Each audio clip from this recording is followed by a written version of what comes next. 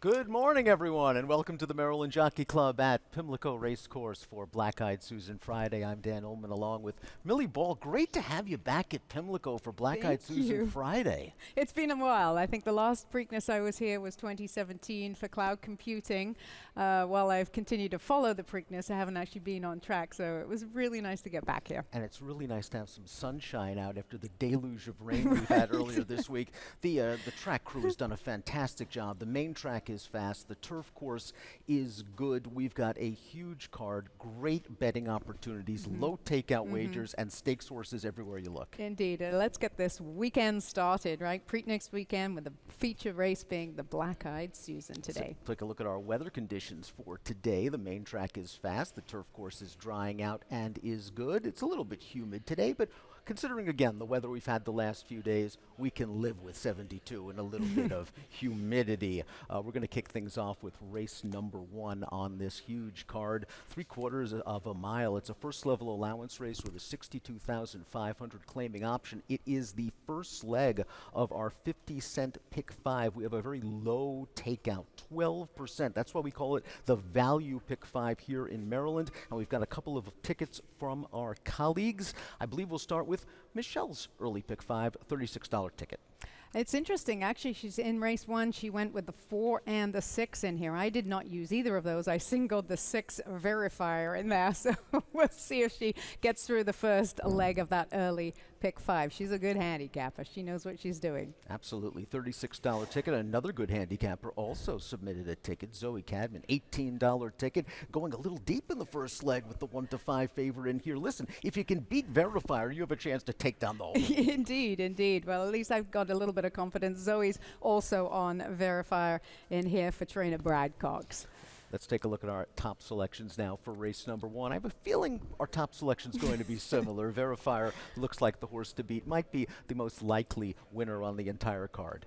I think so. I mean, this is a 3-year-old colt trained by a very good trainer, Brad Cox. In my opinion, he towers over the field. The way that he won his debut, he won by 6 1/4 lengths that day at Colonial, and he just broke really sharply.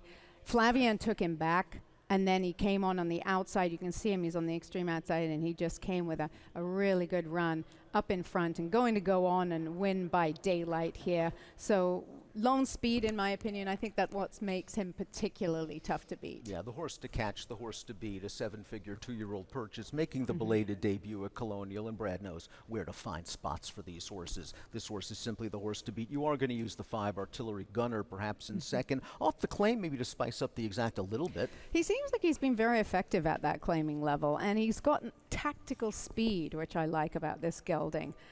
So the 5 Artillery Gunner, I would include him underneath if you're trying to make a little bit more than your heavy favorite in here on top. Saxton will be my second pick. Thrice Stakes place. Kind of a pretty tough trip, I thought, 2 starts back when herded out in the Jimmy Wingfield. And then caught a speed favoring track in one of Maryland's best 3-year-olds in its Hammer Time last time out. So I'm expecting a rebound for Maryland's leading trainer, Brittany Russell. Millie's going 6-5, 4-1. I'm going 6-4, 7-5 in race number 1. Let's move on to race number 2. We're going 1 mile on the turf. Nice to be back on the grass. It's a maiden special weight for fillies and mares 3-year-olds and up. It is the first leg of our pick 4 wager, as we like to say here in Maryland. If you get knocked out of the pick 5, jump right back in and play the pick 4. And if you don't get knocked out of the pick 5, jump right in and play the pick 4. It pays to be greedy. Then in here I used software, the number 12 on the outside, Dan, for Graham Motion. This is a 3-year-old filly that, again, she, I thought, ran a really good race when she ran at Keeneland. It will be her first time routing. The way that she finished up in that race at Keeneland, it looked like the further she was going, the more momentum she was gaining. And again, she was ridden by Flavian Pratt that day. He will be back aboard. And there really is not much speed. So she found herself at the rear that day. I think she'll be a little bit closer today. I think that's an excellent point. Stretching out in distance, she should show speed. And when you look at this female family, it's all distance horses that Graham has trained. Horses like Data Man and Serifos and Aida. Horses that really wanted to appreciate extra distance. And I think that's what software has been waiting for. She's a very logical contender. Flavian had his choice in this race. Listed on the overnight of both this one and Protective Custody goes to software. I'm going with a real home run chance in here with the Okay. number 2 Song Time. It's just going to be a giant price. The running line doesn't look good on dirt, does it? Last year, debuting and running last around the track. But I remember watching this horse in the paddock. He weighed in that day at around 1,080 pounds. Just a big, strong, good-looking daughter of Collected. And you got to look at her and you said, maybe sprinting on dirt isn't what she wants. She's a half to stakes-winning turf routers, Concealed Identity, and Peach of a Gal. The dam was stakes place going long on the turf. The second dam was stakes place going a mile and a half on the turf. So maybe there's some turf here. Jamie Rodriguez, Maryland's leading rider, picks up the mount for Lizzie Merriman, just taking a chance. Mopo showed improved performance and speed on turf last time. I know that's what you like about it. Yeah, I do. That was on the stretch out, and now is going to come back with that route race under her belt. So I thought Mopo was the second choice in here, but I could see you with Song Time. Anytime you see City Zip in a pedigree and they're trying turf for the first time, I think that's a really good indication they'll handle it. Mopo went really fast and never got a breather last time. Look at those fractions, 23.04, then 23.15. No breather, and she still finished second to an odds-on winner shipping up from Gulfstream. A really good performance. We both have My Brazilian Girl in here, the number 10, and why not? She's dropping actually out of a graded stakes race, and she was far from embarrassed. I just wonder whether it's a little too short for her best, and that's why I put her underneath in here. You look at her better races. She seems, from her races, that she's a little bit one-paced, and sometimes I think, you know, the grinders need a little bit further to run. But she was in against Beach Bomb last time out, who came back to win the Sheepshead Bay, and I think it's fair to say Beach Bomb would be barred from the wagering if she was in this race. Protective Custody is where I'm going to go for Shug McGahee. Talk about a turf pedigree. She's a half to limited liability, a nice stakes winner going long. The Damsel to Onus, who won a grade 3 on the turf, as well as a multiple grade 3 place turf router. Shug McGahee, John Velasquez at a price that works You for got me. those top connections, absolutely. 12-3-10-8 for Millie, 2-10-1-5 for me in race number 2 on Black Eyed Susan Friday at Old Hilltop. Let's move on to race number 3. We're going a mile and a 16th, second level allowance with an optional claiming range 40 down to 32. First leg of another pick 5 wager, value pick 5, 12% takeout. Millie, I'm curious to see where you go in this race because I think it can go several different ways. I would agree with you there. I ended up putting Stroncino on top. That's the number 6 in here. You mentioned the connections, Rodriguez aboard and Jamie Ness, the conditioner, and gets the outside post position for once. If you go back and look at the past races for Stroncino, always seems to land inside, and I think has that garden spot trip in mind, which I think will be ideal for this race. I think your point is very well taken. The horse has excellent tactical speed and can be placed anywhere Jamie wants within the context of a race. Plus, he's relatively lightly raced. It's possible we've yet to see his best. I wouldn't be surprised if he takes a nice step forward. Now, I'm hoping that maybe the number 6 in here at a price, the number 4 in here, pardon me, at a price, can come up with a big effort, and that is Curlin's Malibu. Curlin's Malibu has actually looked pretty good in his first 2 starts off the layoff. He was second in an optional claiming race, and I thought ran really well behind Secret Zipper, who was on a winning streak, and last time out did get the right setup. He's a one-run closer that needs some pace help, but he was running on at the end of that race. He's making his 3rd start off the layoff, and this is a horse that has improved from a buyer's standpoint, 9 points and 12 points the last 2 times he went 3rd off the layoff. If he improves anything like that here, he's there at a price. And Dan, often, as you know, when you see a horse that takes a little break, he took a break in December, came back at the end of February. That time can do wonders for a horse, and especially these older horses. And it looks like since he's come back as a better horse. Sagrado Ray is your second selection in here, claimed by Kieran McGee, who has an exceptional percentage with these sort of horses. First off the claim here, and I love that he's given him time. Often these trainers and connections, the owners will claim a horse with a particular race in the condition book that they have in mind, and I love to see it when you get plenty of time. It gives Kieran, time to manage the horse the way he wants to going into his next start. I think the 9-point Doom is going to show some speed in this race. Thought so and too. He's won his last 2 dirt starts on the engine, and we talked about Jamie Ness. Jamie, since April the 22nd, has gone 29 for 78. That's 37% and a 232 ROI. That's pretty darn good, and I think Point Doom is going to be a forward factor. Let's talk a little bit about the number 2 Cadet Corps, because I really think stretching out in distance is going to work for this one. he appears in my mind to be a better dirt horse. You can see some of his turf races scattered in between his form. It was an open 50,000 when he ran that day, and you can get some tough knocking horses in those open claiming races. So he's going to have a little bit of pace to run at. So if you think that there's enough speed in here, then Cadet Corps could run in. And he might get a better setup than last time. I thought that pace was pretty moderate for that class of horse, and he rallied very, very well. One of the also-rans in that race came back to win his very next start by 7 lengths at Parks, so I have a feeling that was a pretty good field. Millie's going 6-3, 2 and 10. I'm going 4-9, 1 and 3 in race number 3, wagering which right? means number 5, whoever that may be, cannot lose.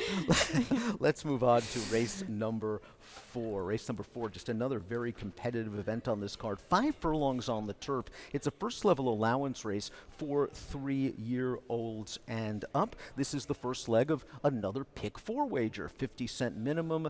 We have early, we have late, we have middle, we have everything. We have Ron Nicoletti with a pick 4 ticket, $36. He's going to start things off with the 2, the 4, and the 6. I would agree with him with the 4 in here, and that is Tool Pusher. If I had to narrow my ticket down, I might even single Tool Pusher in here. He seems to be a rapidly improving gelding since his trainer's taken over. The blinkers off, maybe that was what did it, but he seems definitely to be a good horse in good form right now. Certainly is, and he just seems like he's been waiting to be a turf sprinter his whole career. They claimed him, they moved him on turf, and it was a prescient move. This horse ran very well last time out, swinging 4-5 wide, turning into the stretch. As we take a look at Ron's pick 4 ticket, yeah, Tool Pusher, the number 4, looks very, very strong in the middle pick 4. My top selection in here is the 8. That is Bourbon Boss. Now, Bourbon Boss last time out might have gotten away with an easy lead. The pace didn't seem very fast, and Bourbon Boss was able to kind of control things without facing pressure. That being said, Millie, when you win a turf sprint by 4 3/4 lengths, it's like winning a dirt sprint by 12. Yeah. It's an impressive performance, and I think Bourbon Boss can get to the lead again. And I think it's key. You look at his form, and he's a horse that can get out of the gate quickly. And when you've got these much shorter sprint races that we're talking about, this one, 5 furlongs, the gate break is so important. Absolutely, absolutely. It's hugely important. You cannot afford any sort of misstep because the race is over in the blink of an eye. Trainer Michael Pino with last out winners, 17 for the last 46, 37%, a $2.11 ROI. We both have the number 10 Zipline to Heaven in the mix. Just a very likable horse, but a horse with lots more seconds and thirds than wins. He does, indeed. But he's been freshened, which I like. He hasn't run since November. And also, Mike Trombetta had the number 6 in there, who is Billionaire's Row, who looks to be pace. So sometimes when you've got a trainer that's got a speed horse and a closer, look for other speed, and you hope that that closer is going to run them down. And Help them out a And little this bit. hard-hitting old-timer is one-off layoffs of 276 and 220 days That's respectively in the impressive. past. I don't think this 195-day layoff will bother him in the least. Let's talk about Island Delight. Talk about a horse that really appreciated moving to the turf and sprinting. This horse ran very well last time out behind Cactus, who came back to win with an 80 Beyer speed figure. And the last 2 races have been very good. So those 2 turf races, indeed. You look at overall, the gelding is very consistent in his races. He'll draw a inside post position. He's a closer, so that's helpful because he should save ground going into the one and only turn that we have here at Pimlico going 5. What a great game. In race number 3, we basically completely disagreed. And here we've got a superfecta box, the same. 4-10, 1-2 for Millie. That's pretty 8-10, impressive. 1-4 for me in race number 4. Race number 5 is coming up. It's a maiden special weight for 3-year-olds. This kicks off another 50-cent pick 5 wager. 12% low takeout, and all eyes are going to be on the number 7 Privman. And is it wrong for me to say that Privman has the right WRITE stuff to win today? I believe so, yes. I think, with a name being named after the one and only Jay Privman, that's the 2-legged Privman, who worked for the DRF for years, it's important that Privman shows up. He's a Justify, who won here at Pimlico, and out of an Uncle Mo. He draws outside, which I think is perfect for him. He's good at coming out of the gate. I saw the work for him on May 8th at Santa Anita. Here you're going to see it. And Privman's going to come on the outside. See how quickly he broke and got into stride there? He's actually working with a horse that's never run before one more time. But I just love that he was sharp out of the gate, and then now he settles. So if there's any speed to the inside of him, which it looks like there will be from Town and likely Ennistown as well, he can sit. He doesn't have to have the lead, but he's going to be close. I think that's a wonderful catch right there. You're showing the speed, rating, and just Bob teaching this horse to sit off of another one. And he's doing it so relaxed. When I saw his race at Los Alamitos last year, it seemed he was a little bit green, trying to lug in early, lugging in on the stretch. But once he did get straightened out, he finished up with full of run down towards the inside. I have a feeling we're going to see a much more mature Privman this time out, second time around. This was a really nice workout, and I think he's going to be fit and ready to go. But he's going to have him nailed on tight, because it's not like he's facing just a field of mediocrities. Ennistown, the number 4, earned a very strong Beyer speed figure in New York, and then went well against good company at Keeneland. He's had the additional outing, which I think is important, a little bit more experience for Ennistown than Privman has had. And I was tinkering back and forth as to which horse I preferred. I ended up with Privman just because he drew that post position. I thought that would really add to his chances. With him, with Ennistown being a speed horse, he's going to put pressure on him. So Ennistown is not going to be able to give up the lead like he did at Keeneland And this time. Ennistown is getting the Lasix and blinkers makeover for this race, and faced again a good field. The horse that beat him last time out did come back to place in a state-bred stakes race down at the fairgrounds with a 68 Beyer speed figure. Furmantown did cross the wire first last time out, but was disqualified for bearing in the early stages of the race. You mentioned the horse has speed. Yes, he does, and he draws toward the inside, being in post position number 2. So really, the rider has one way to go. He's got to send right from that inside post position. And you have Gung Ho in the mix, an expensive son of More Than Ready for a very dangerous trainer. I thought, yes, I just saw the purchase price. He must have previewed really, really well as a 2-year-old and now making his debut. So I thought, hey, his works are good. Look over Fairhill there.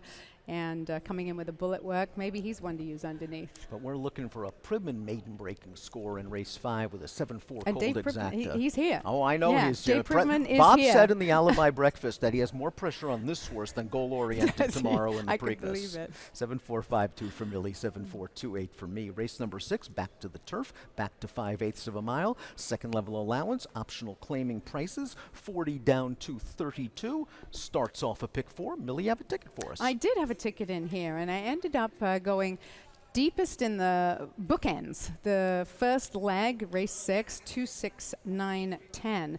If I had to narrow the ticket down and single in there, I would put my focus on the number 10. That is Had to Have Him. He's first time gelding. And then I did single in the 8th race. I liked a horse a lot in there, and that was the 3 Candied for trainer Todd Pletcher. I just think this filly is the class of the field. She's a Grade 1 winner, as you know. She's been facing Torpedo Anna. Anyone that's been facing or getting anywhere close to Torpedo Anna should be a single. It's a relief when she walks into the paddock today and doesn't see Torpedo Anna. Yes, exactly. We'll take a look at race number 6 now from a top selection standpoint. And Millie, where are you going in here? In this 6th race, I ended up going with, let me get Number to 10. that range. Yes, Had number to have 10. him. That was the one Interesting. that I was going to single. Had to have him in for the 40,000, but that's because it has to be due to the conditions of this race. The fact that Had to Have Him ran 3rd to Bosserati, who is a filly that ran against the boys that day, and we're gonna see her run later. I really like that, and also the time that John Salzman has given Had to Have Him. It was close with Coast Along underneath in the 2nd spot for me, who gets, look at the post position change, right? Drew the 1, 2 races back, drew the 2 last time out, and now gets a 9-hole. And has the speed to work out a trip. Whether he's fast enough to make the lead and clear, might be. If not, going to be sitting right there. No matter where it is, he's going to be in the thick of things when they turn for home. Do you think Coast Along is a need the lead type? I think he might be. He might be. And I'm a little bit concerned about that, but I also think he might be the fastest out of the Okay. gate in this field. Getting back to Had to Have Him, I think it's a fascinating long shot pick at 10 to 1, and I really think This horse coming back as a new gelding is going to help him. Watching him at Laurel Park last year, very green with his lead changes, would swap leads in the stretch 2, 3, 4 times, just could never get any kind of momentum going, and still came through with some solid performances. Maybe with the gelding and the time off, we're going to see a more mature and focused Had to Have Him. And as for Coast Along, I just think Shug gave this horse a race off the layoff last time out. He dueled with a 42-1 shot through a very fast opening quarter mile before tiring. I don't think Coast Along's going to have to work as hard to get to the front in this race. Tidewater is the number 3, and this horse goes out for T.J. Aguirre, who sent out Benny Havens to win a turf sprint here last week at 13-1 odds. Tidewater got a nice prep on dirt last time out. He is a turf horse, and he has run well at Pimlico in the past. We have a video spotlight for Tidewater. This was a good performance, finishing second. And I think you brought up a good point. Coming off the layoff from August to May, they gave him an out, right? Yes, I agree. Just helped him with his fitness and got him prepared for this 6th race today.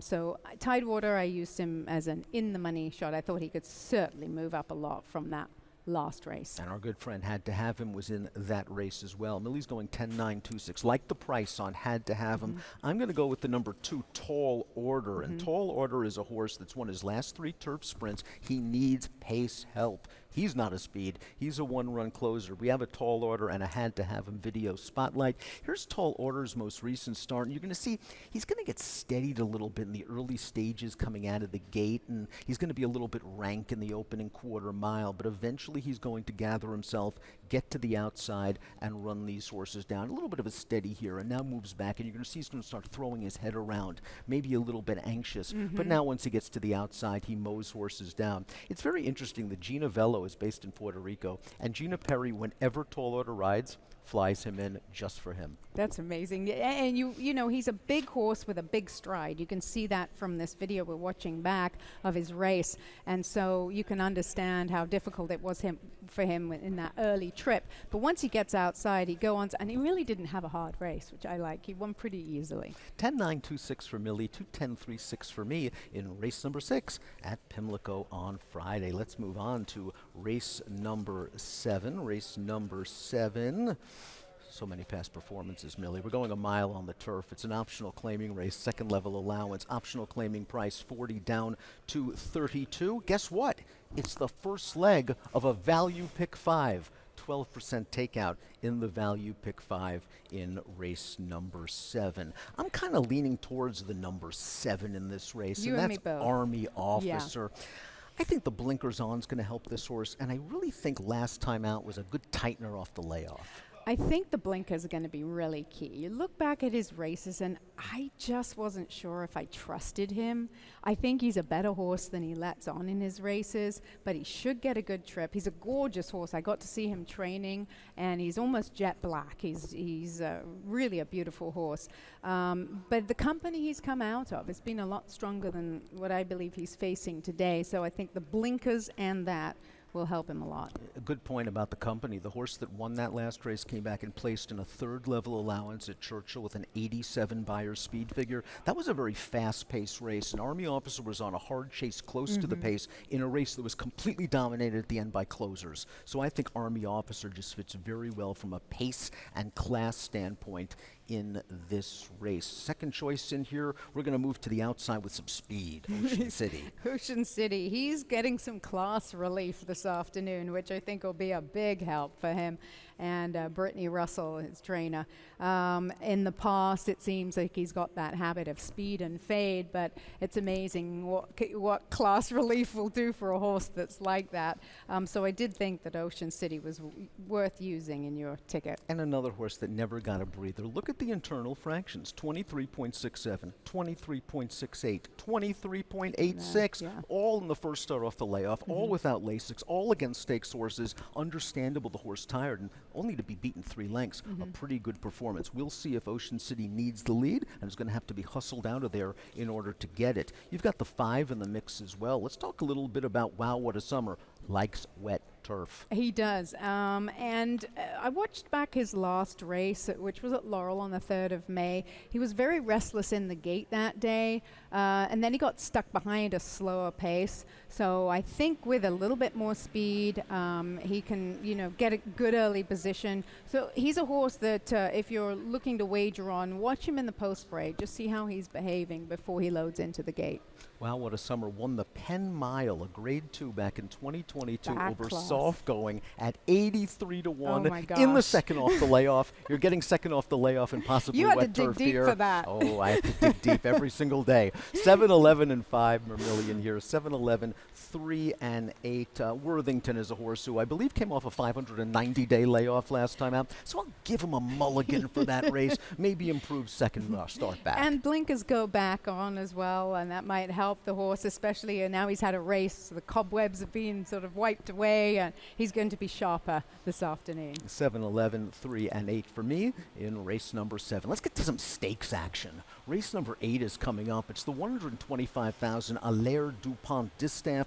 Fillies and mares going 1 1/8. It is the first leg of our jackpot Pick 6, our Chesapeake Pick 6. 20-cent minimum. Pick the first place finisher in the final 6 races on the card. If you're the only one to do so, the pot is all yours. Here's Ronnie's Pick 6 ticket, $64.80. And as you can see, it's not an easy sequence. Not indeed. And he used the 6, who I love, and we talked about Candied earlier, the class of the field in there, but he also used another horse in Pinois, who I think is the second place horse. I mean, those are the top 2 for me. I agree absolutely with Ron in there. He ended up going a little bit deeper in the middle legs, and then race number 13, just too deep in there.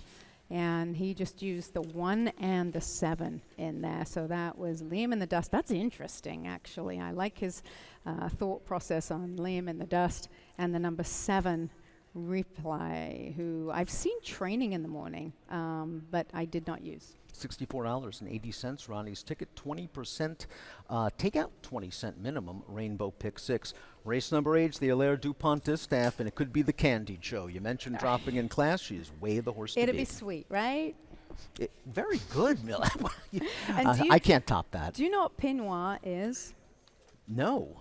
Pinois, I had to look this up. It's not that I just knew. In French, it refers to a dressing gown. We just moments ago saw Flavien Prat out here on the Jock's Porch. I should have asked him, but I looked it up. A dressing gown. So Interesting. So we've got a sweet dressing gown in perhaps the exacta in here with the 3 and the 6. Candid, of course, is the horse to beat. Let's talk about the dressing gown, though, who showed good speed last time out in an off-turf race and just took them, all the way around the track. It was a really dominant performance. Something tells me she felt pretty in blinkers. I believe that was a big part of it. Just in the finish, she's a filly that has shown speed in her races, but she was able to really cinch the deal. And she does have tactical speed. She doesn't have to go to the lead, but I do think that helped. The other thing is, because it was such a good race for her, it was a career top race. I love that she's had plenty of time in between starts from that 7th of April race now. She's had 5 weeks to recoup from that and gets Flavien Prat. I'm going for a again. little bit of a price in here, Ooh, Millie. tell me, Now, tell me. Candide is the favorite, Yes. the way the horse to beat. I have to admit, don't tell Todd, but I'm not Candide's biggest fan. She doesn't change leads in the stretch of her races sometimes. I think she's beaten herself. Maybe, just maybe, she's a little bit over the top, or maybe she wins by 10 today, as many people expect. Regaled is the local horse going out for Sammy Davis, and not Irad and not Jose, but Yomar Ortiz takes the mount on Regaled, who wants distance. And last time out, this horse ran a 1-turn mile, was wired by the favorite, and was running hard in the stretch. This horse wouldn't mind any residual moisture in the track, and if there is some pace, I do think Regaled, who did earn a competitive buyer speed figure in the mud last time out, can at least make her presence felt in the exotics. You got no arguments from me. Anytime you get a horse that's double digits on the morning line and is rounding into some really good form, that's a good handicapping angle. But Candide, certainly the horse to beat. Just joking, Todd. She's cool. 365 for Millie, 7153 for me. We used to have Sea Dancer in our barn, actually. She Yes. is she's a half to Johannes. She's the same dam as Johannes. And he was a finalist for the Eclipse Awards on turf.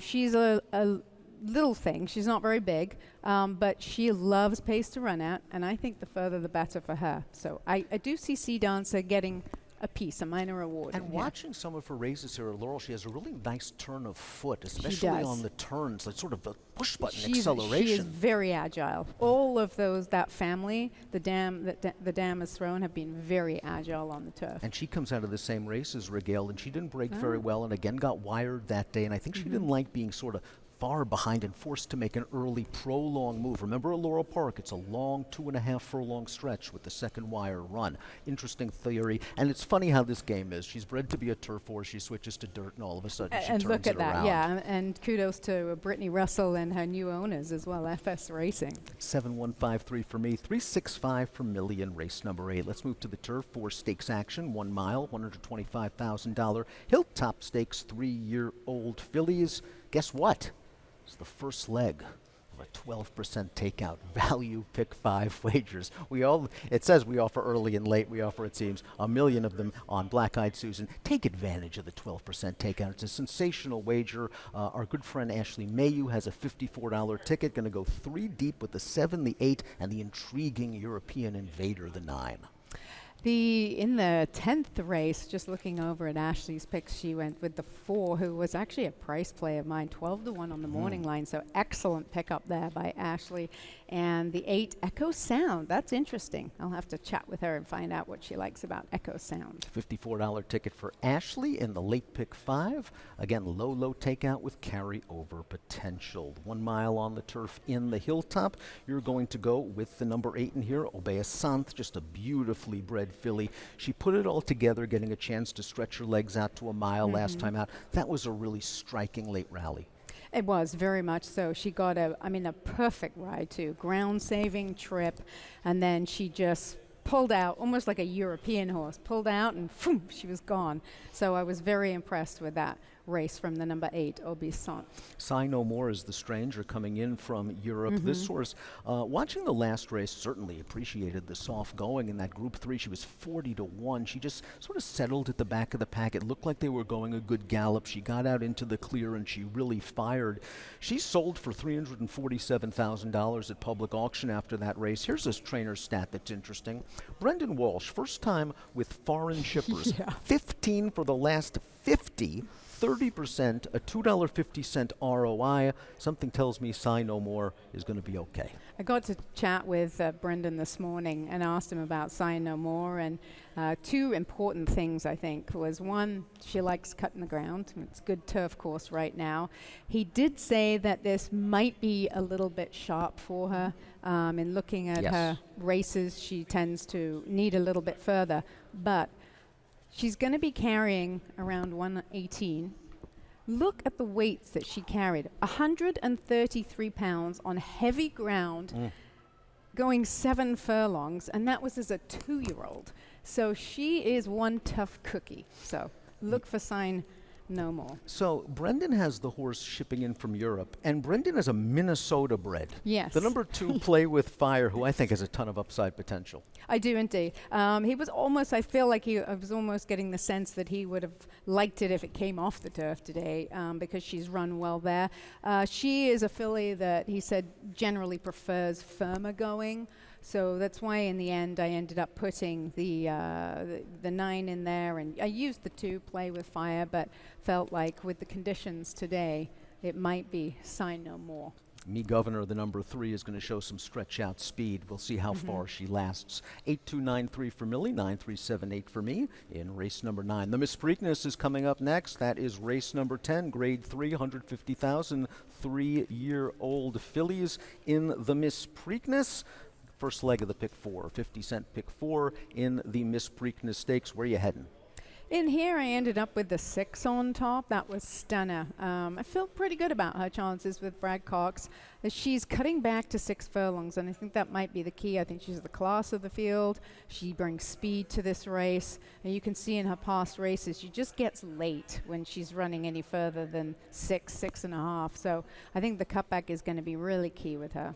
So Stunner in race number 10 is your top selection. Just a horse that got cooked on the pace last time out. 22 22-22, 22-67, should be sharper. Curious to see how Family handles the dirt. She has the family for it. She's a half to a grade 2 stakes winning dirt sprinter named Vegas Magic. The Dam was a stakes winner on dirt. She's done little wrong. Now she's in the Safi Joseph barn, but switching to dirt may have to deal with a lot more pace. And, you know, the little kickback that you get more from the dirt than you do on the all-weather for Family. But it's certainly bred to as sharp as Ticker on top and Rockport Harbor on the bottom. There's nothing wrong with that for dirt pedigree. She brings speed to this race, but she is inside of Stunner and Del Rey, who I think will also come with some pace. So not the ideal situation when you're running on the dirt. You get the kickback if you don't get out in front. Speaking of Del Rey, we have a video spotlight for Del Rey, who has won 3 out of her last 4 races. This was a really solid performance. She's ready for stakes company. I think so. I mean, you watch this race and you're going to see when she finishes up in here how confidently ridden she is. She ended up beating Fortuna Mir, who you know is a very useful filly. She brings tactical speed to this race, as you see. Fortuna Mir is in front right now, and Del Rey just coasting. She's going to put the pressure on, and this is where it's the showdown. And I just love the guts that she showed here. So, yep, she certainly deserves to be stepped up and see if she can get some black type in this race. Another horse with just excellent tactical speed. We'll talk about the 8 Echo Sound, who won her first 3 starts, then earned a stakes placing, finishing ahead of She's So Spicy. That horse has won 3 of her next 4 starts. We have to deal with a layoff with Rusty Arnold, but I think this pace is going to be fast and she'll be kicking. And that's the one that Ashley was liking in her selections for her pick, so use that on your ticket.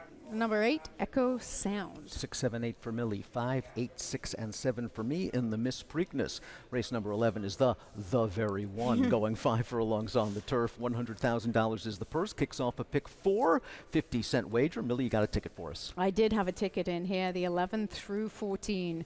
And in this, you can see almost all the legs I used, 3 horses. This was my more expensive ticket for $54.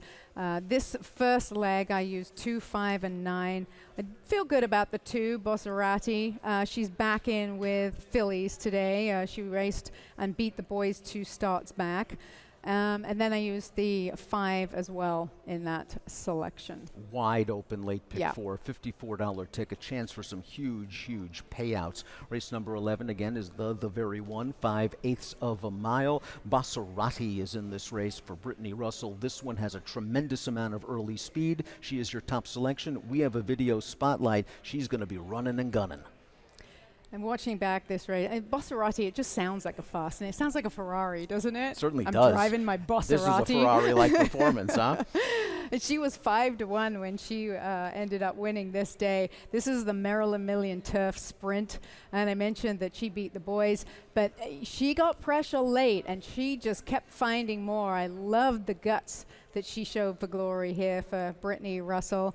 Often when a horse runs really strong race, the next time they come back, they can bounce. And I think that's might have been what happened when she came back in November. They subsequently gave her some time, have freshened her up, and I'm looking forward to seeing her run today. Simply stated, the number 12 is where I'm going to go on top in here. I thought she ran pretty well last time out. She didn't break well at Keeneland, sort of wound up in between horses, had to get to the outside, and then came with a good stout run at the end. I'd like to see her break a little bit better, but I do know she has a strong stretch kick. Mikey Trombett is a bit underrated with these sort of horses. You do have the 5 in here, Mendy's Honey. This is a horse trying turf for the first time, but by Mendelssohn should handle it. And that's exactly why I use this filly. And look, she's in really good form. This is the best time to try something new with her, and that's what Anthony Farrier does.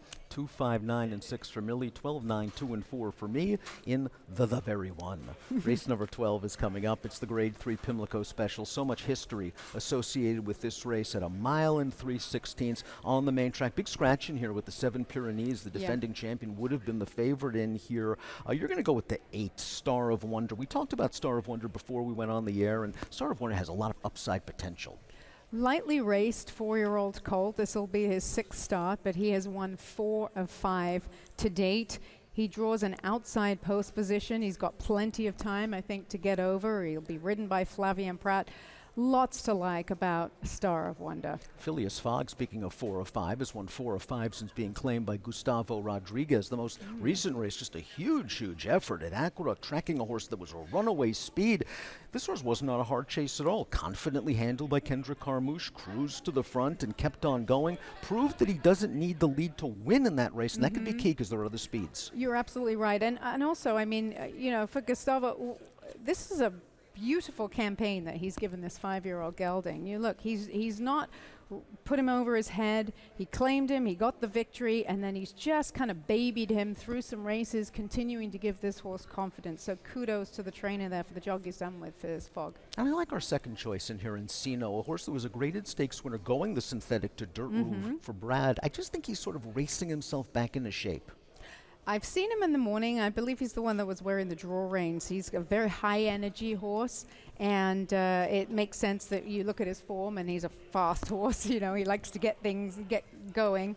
So I used Encino. He's a homebred for Godolphin. So 7-8-3-1 is where I ended up in there. I'm going 1, 3, 4, and 8 in race number 12. Now the big one. Okay. The Black-Eyed Susan, race number 13, the first leg of the late daily double, 1 1/8 for 3-year-old fillies. Let's start with our video spotlight horse first, and that is Kinsey Queen, just coming off a really impressive race for Greg Compton, who won with a horse here yesterday at Oaklawn. And I think if Kinsey Queen at Pimlico, I knew what you meant. If Kinsey Queen repeats this race that you're watching right now, I think she's going to be very tough to beat. She absolutely circles the field. She's in the 5 saddle towel here. She was supposed to win. She was 3-2, but still, with the trip that she had, very game down the stretch. Look at her. The further she's going, the better she's getting on. She's push button to go 1 1/8. That's exactly the type of ride I'd want with a horse that's push button like that. And isn't this what's known as a confidence booster Yes. for a filly like this, just getting a nice, easy win? Yes. I think you're right. I think there's a chance this Black-Eyed Susan is fast early, and then it turns out to be a test of stamina to the wire, and I think the 4 running and gunning might have that sort of stamina. She comes out of the Grade 2 Fantasy. I thought that race was just controlled and dominated by front runners. She was the only horse making up any sort of serious late ground. She finished ahead of a couple of next out winners in that race, and she really improved her buyer's speed figure. Steve Asmussen's been shipping her around Churchill and Sam Houston and Sunland and Oaklawn. I don't think the ship will bother her. I think she runs late. Dan, a lot of people will be wondering what happened to Princess Aaliyah last time that she ran. And I spoke to the coach, Dwayne Lucas, and he said that there was an incident when she was getting saddled, and she kind of backed up pretty hard into the wall. And he said he thinks it just rattled her enough because it's such an extraordinary race from her. She's never run a race that poorly before. So put a line through that race, and he said they've had a really good week here with this filly. So I think she's going to run above her odds. I love that pick. It's just a value play. This horse is going to be a great price, trained by a living legend, and coming off a race where you have a legitimate excuse. And this horse should get the right trip just in the 2nd or 3rd flight behind the speeds. I like the 2 and the 5 there with your top pick. Margie's Intention we have to talk about because this horse is now with Brad Cox. Listen, she's been running against some tough Louisiana-bred competition. The horse that beat her the last 2 times came back was 2nd in the 8 Bells. That flatters this form, and that's the big question with Margie's Intention is she ready to step outside of her Maryland-bred races, right? Or Louisiana-bred races it was actually. But those were restricted state-bred races. Now she gets to run against open 3-year-olds in here. So that's the big question. She's going to have to step up, but she has the right connections to do so. I have a Marth in here hoping to bounce back to her Busher Invitational 2 starts back, her first start of the year. Maybe she bounced a little bit in the Ashland. She was wired that day by a decent filly in Lacara. I think she gets a much stronger race flow this time around. 2, 5, 3, 6 for Millie, 4, 8, 3, and 5 for me in the Black-Eyed Susan, our main event on Preakness Eve at Pimlico. Race number 14 closes things out. 5 furlongs on the turf, maiden special weight, fillies and mares. The 2, Roja, goes out for the Great Graham Motion, and this horse has been waiting for turf. I think so, with that pedigree indeed. And you can see first time they just sprinted, came back. I love the 2 sprints on the dirt, and then now on the right surface, off the effort, even though it was a dirt race, first time out, off that effort, this filly is fast enough to win this race. Oh, I think she's going to be right there when they turn for home. Mirdama is going to show some speed, but she's been the beaten favorite in her last 3 starts. She has earned very competitive buyers. Would not be a surprise. Another one trying turf, though, for the first time, and a 5-year-old with only 4 starts. And she's actually the only older mare in this race. It almost could have been written for the 3-year-olds.